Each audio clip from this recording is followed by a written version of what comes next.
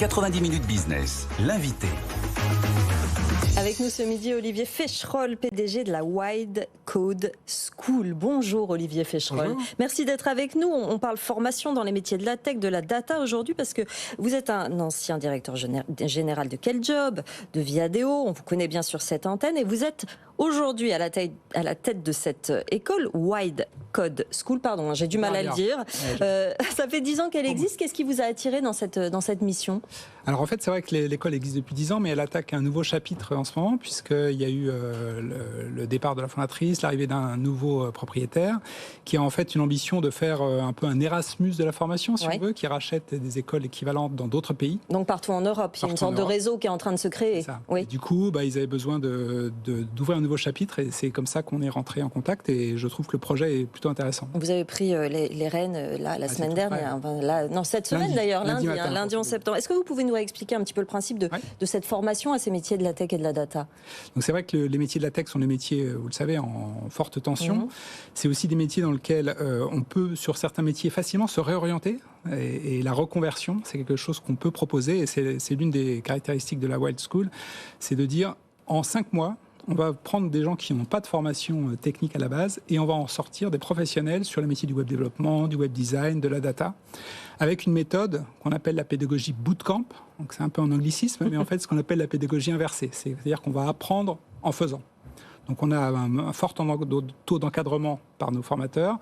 Et en 5 mois, on va, je vous dis, prendre des gens qui n'y connaissent rien et avec de la pratique, des ateliers, que ce soit en présentiel sur nos campus ou à distance via aujourd'hui la technique du distanciel, on va en faire des professionnels de la tech. Question de Pierre. Il faut quand même un niveau au départ. Vous dites des gens qui n'y connaissent rien. Enfin, si on a un CAP de boucherie, peut-être c'est compliqué, non ? Alors, je dirais pas ça. Je pense il faut avoir on a un test quand même de logique, mais c'est presque plus de la logique que vraiment des compétences mathématiques. Parce qu'en fait, dans les métiers sur lesquels on forme, oui, il faut quand même avoir un peu l'esprit un peu cartésien pour se dire qu'on va le faire, mais c'est tout à fait possible. Et aujourd'hui, on a des gens qui viennent de tous horizons avec des bacs plus 5 ou sans le bac. Ça veut dire qu'en majorité, vous avez des gens en reconversion, pas forcément des très jeunes finalement ? Alors voilà, c'est effectivement la reconversion qu'on peut faire à tout âge. Donc reconversion, quand on dit reconversion, on pense à des gens plutôt âgés. On peut se reconvertir à 25 ans. C'est vrai. Parce qu'on se rend compte que les études qu'on a fait, finalement, ça ne nous plaît pas. Et on n'est pas prêt à 25 ans ou à 30 ou à 50 à faire 2 ans d'études. Donc en revanche, 5 mois, c'est possible. Et vous voyez, c'est là où la force de l'école, c'est ça. Formaté pour ça, formaté pour ça. Jean-Marc. Oui, moi, j'aurais des petites questions à poser sur l'organisation. D'abord, tous vos titres et tout ça, vous utilisez beaucoup de mots d'anglais. Les cours sont en français ou en anglais ? Alors les cours sont en français et vous avez raison, je vais réutiliser le mot titre, c'est qu'à la fin, nos élèves, ils passent un titre professionnel, c'est-à-dire un équivalent de diplôme. Donc c'est pas une formation non plus qui est comme ça hors sol, elle est liée à des titres professionnels qui facilitent l'insertion. Et l'insertion de nos élèves, c'est quelque chose de... C'était ma deuxième question, le degré de reconnaissance de votre formation, l'éducation nationale, la formation professionnelle, tout ça, reconnaissent votre formation ? Chaque formation est associée à un titre professionnel que nos élèves passent. Et qui va leur permettre de valoriser ça dans l'accès à l'emploi, si vous voulez. On a 86% de retour à l'emploi derrière. Donc ce que je veux dire, c'est que ils ont vraiment un métier derrière. Vos promotions, c'est combien de personnes ? Alors ça dépend des campus. On a aujourd'hui 6 campus en France, Paris, Lille, Lyon, Bordeaux, Nantes et Toulouse. Et on a également un campus en distanciel qui permet de couvrir toutes les petites villes, ou les villages d'ailleurs, où il n'y a pas de campus.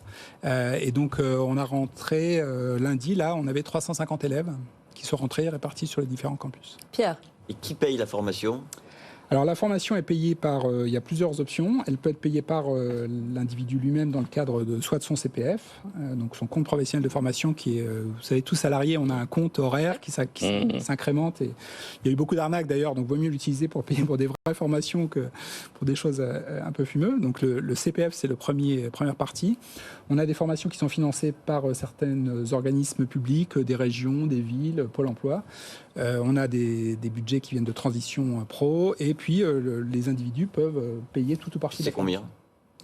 Ça coûte entre 7 000 et 8 000 euros pour les 5 mois. Pour les 5 mois. J'ai une question, on en parlait à l'instant, sur le positionnement, ce qu'a dit Ursula von der Leyen hier sur le développement de l'intelligence artificielle, comparer ça à un risque d'extinction de l'humanité. Vous êtes dans le dur, les mains dans le cambouis, vous formez les nouvelles générations et les gens qui veulent travailler là-dedans. Qu'est-ce que vous en pensez quand vous entendez des politiques comme ça parler de l'IA, de la data en ces termes? Alors, extinction de l'humanité, je pense que c'est un sujet sociétal. C'est vrai que moi, je le prends du point de vue business. Aujourd'hui, l'intelligence artificielle modifie déjà la façon dont on travaille, dans plein de domaines, peut-être même ici. On a vu qu'il y avait des fois des journalistes, des papiers qui étaient écrits par l'intelligence artificielle. Donc oui. Ça met en question pas mal de métiers. C'est ça. Dans le développement aussi, c'est vrai que on se rend compte qu'en fait... il y a ce qu'on appelle les prompts. Alors c'est encore un mot anglais pas très joli, mais c'est en fait comment on va travailler avec l'intelligence artificielle, qui je pense va être une compétence de plus en plus demandée.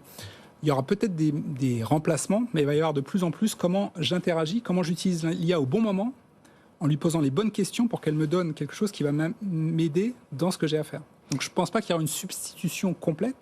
Mais c'est sûr qu'il va falloir aujourd'hui travailler avec l'intelligence artificielle comme jamais on a travaillé auparavant. Mais justement, dernière question, comment vous faites en tant qu'école pour vous mettre à la page? L'IA, la cybersécurité, ça va très vite, les changements sont presque quotidiens, hebdomadaires. Comment on fait pour rester dans le train en fait? Alors, c'est vrai qu'à la fois il faut évoluer vite, vous avez raison, et à la fois je pense que ce qui est important, c'est que nos élèves derrière, ils aient une reconnaissance. Je parlais du titre professionnel qui passe à la fin.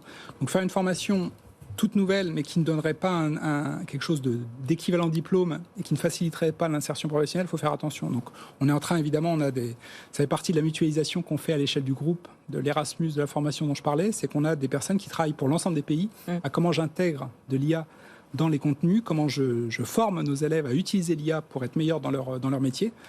Donc on est effectivement en plein dedans et on va y aller encore plus, ça c'est clair, c'est la tendance. Ça s'appelle la Wide Code School. Merci beaucoup Olivier Feschroll d'être venu nous voir, PDG de cette école. Vous êtes le bienvenu sur cette antenne.